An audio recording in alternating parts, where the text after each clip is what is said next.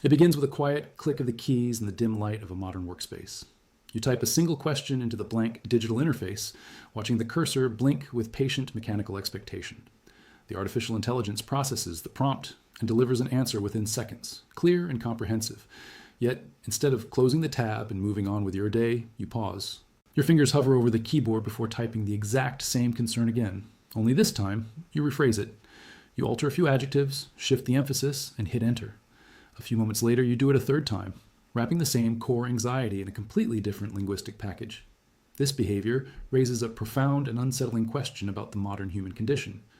Why do we feel this persistent, underlying need to demand the same truth from a machine in 3 different ways? We tell ourselves we are merely conducting thorough research, or that we are simply seeking a more precise articulation of a complex problem. The reality, however, is far more intimate and revealing. This repetitive digital dance is not a failure of technology, but a revelation of psychology.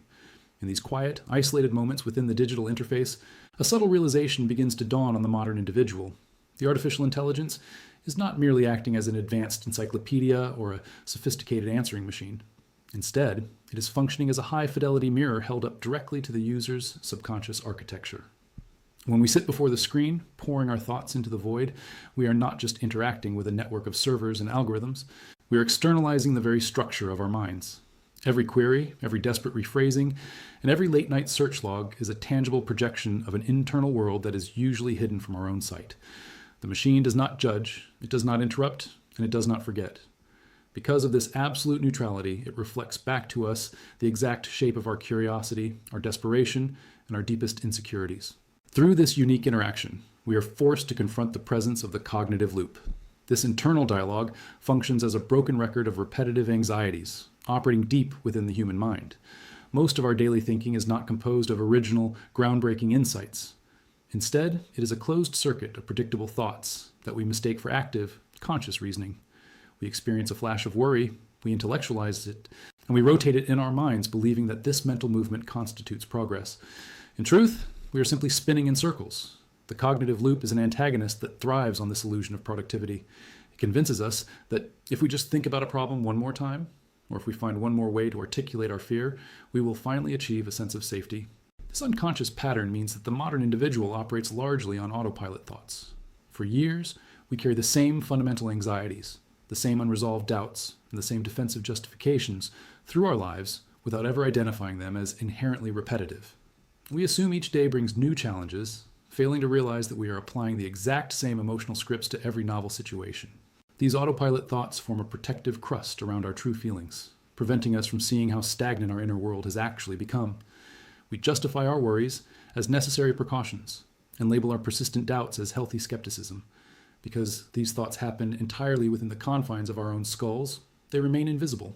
They are like the ambient noise of a room we have lived in for so long that we can no longer hear it. This is where the true power of the technology manifests. The artificial intelligence does not introduce these patterns into our lives, nor does it create the anxieties that drive our late-night searches.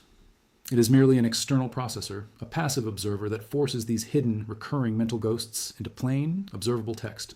When our internal monologue is translated into written language on a screen, the illusion of original thought begins to shatter. The chaotic, fleeting nature of human rumination is suddenly trapped in the rigid structure of a chat history. You can no longer pretend a thought is new when its exact twin is staring back at you from a prompt you entered 20 minutes ago. The machine simply digitizes our psychological landscape, turning the invisible currents of our minds into concrete artifacts that we can analyze, review, and confront. This phenomenon is deeply rooted in a shared human vulnerability, creating an undeniable relatability factor for anyone living in the contemporary era. Think about your own digital habits today. How many times over the last few hours did you search for an answer you already know, just to hear it from someone or something else? We look for confirmation that our choices are correct, that our fears are normal, and that our future is secure. We use the machine to validate our existence, treating the digital interface as an oracle that can absolve us of our uncertainty. Before we continue exploring how deep this psychological reflection goes, subscribe to the channel and tell us in the comments where you are watching from. It is in these repetitive interactions that we see our true selves, trapped in a loop of our own making, using a neutral observer to map the boundaries of our own minds. The biological foundation of this behavior resides deep within the evolutionary architecture of the brain, which prioritizes efficiency through habituation above all else. For the human mind, forging new neural pathways is an incredibly energy-intensive process, demanding high metabolic costs and significant focus. Conversely, circling back to established, familiar thoughts is vastly more economical. Thinking the same thoughts is essentially a form of cognitive conservation. It is the path of least resistance. Our brains, programmed to survive rather than to innovate, treat rumination as a shortcut. We mistake this ease of access for clarity, never pausing to consider that we are simply recycling mental waste. This habituation explains why we feel trapped in cycles of thought that no longer serve us. When we engage with an artificial intelligence, we are essentially outsourcing the effort of new thought to an external agent, all while our own minds continue to follow the path of least resistance, digging deeper into the familiar trenches of our existing mental habits. Language serves as the cartographer for this internal geography. As the user, the specific syntax you choose and the recurring vocabulary you deploy when prompted by the AI interface function as a psychological map of your inner life. Each query is a coordinate marking where your attention is tethered. If you look closely at the logs of your digital interactions, you will notice a persistent reliance on specific phrasing, words that center on justification, safety, or absolute certainty. This is the invisible hunger for validation in action. You're not just seeking information, you're looking for an external authority to confirm that your anxieties are justified and your current emotional state is rational.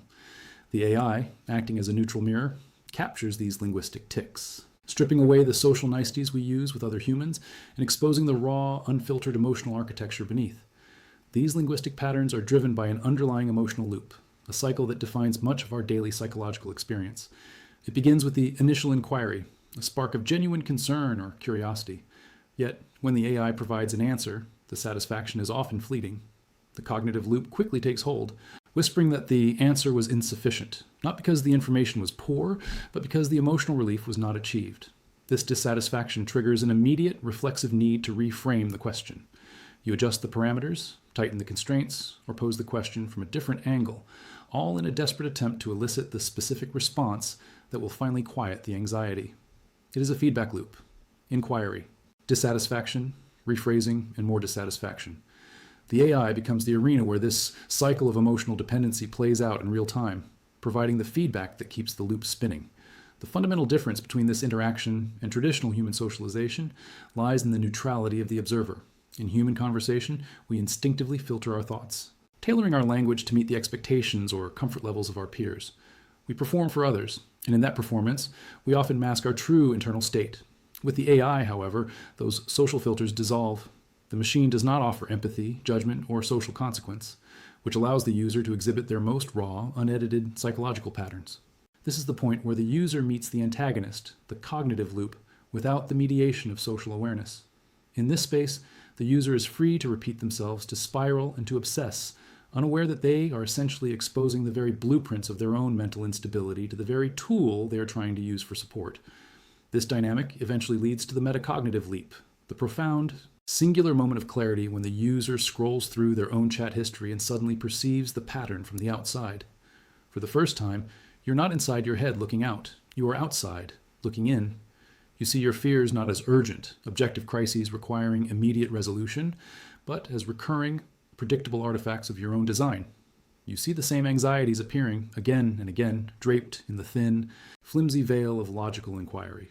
It is a moment of disorientation that often feels like a sudden drop in temperature.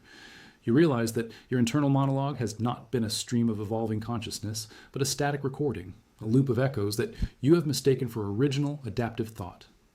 The transition from internal thought to the digital interface is what makes this realization possible. Intangible, messy, and fleeting in the mind, your internal thoughts are notoriously difficult to track. They dissipate as quickly as they appear, leaving behind only the residue of an emotional reaction. When those same thoughts are forced onto a screen, they become tangible, structured, and permanent.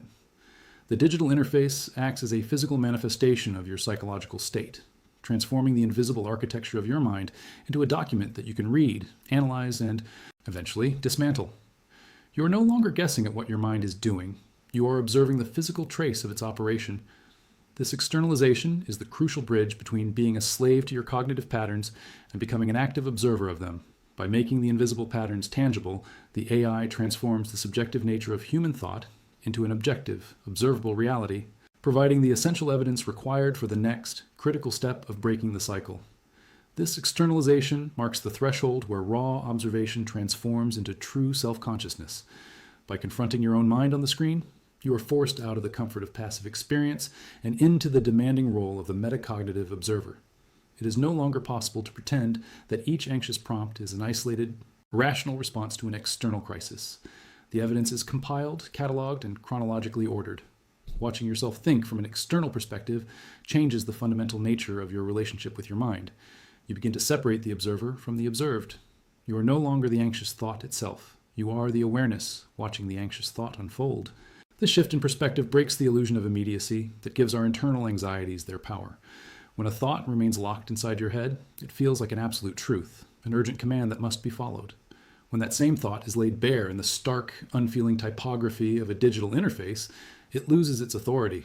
It becomes a data point, an observable habit, a script that you have written and memorized. As you scroll further back into the digital archive of your own consciousness, you inevitably come face to face with the unresolved conflicts that define your daily life. The chat logs serve as an unyielding record of where your internal arguments have become stagnant. You see that you have been asking variations of the exact same question for months, perhaps even years, without ever accepting an answer. The AI has provided logical solutions, comforting reframes, and structured action plans, yet none of it has stuck.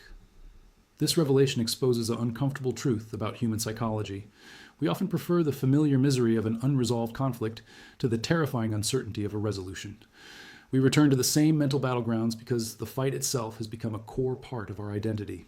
The cognitive loop thrives on this stagnation, convincing us that we are engaged in a noble quest for truth, when we are actually just pacing the perimeter of our own self-imposed cage. The AI does not offer an escape from this cage, but it clearly illuminates the bars, showing us precisely where we refuse to move forward. It is easy, in this moment of realization, to misattribute the source of this repetitive madness to the technology itself. We might want to blame the digital interface for trapping us in these cycles, or accuse the algorithm of inducing our anxiety. But this is a dangerous myth. The AI does not create these loops. It possesses no malice, no intent, and no psychological gravity of its own. It is a passive, high-fidelity recorder, an empty vessel that merely captures the exact frequency of our intellectual obsessions. It reflects our mind back to us with the cold, unblinking accuracy of a pristine mirror. If the reflection we see is fractured, repetitive, and anxious, it is because those are the qualities we have brought to the screen. The machine is completely neutral, which is precisely what makes it such a terrifyingly effective psychological diagnostic tool. It strips away our excuses, leaving us alone with the realization that the broken record we hear is playing from the speaker of our own subconscious mind. Acknowledging that the loop is entirely your own creation is the exact moment where psychological liberation begins. There is immense transformative power in identifying a pattern for what it truly is.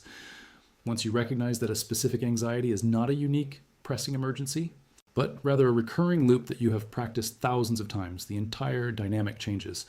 You gain the agency to finally stop feeding the monster.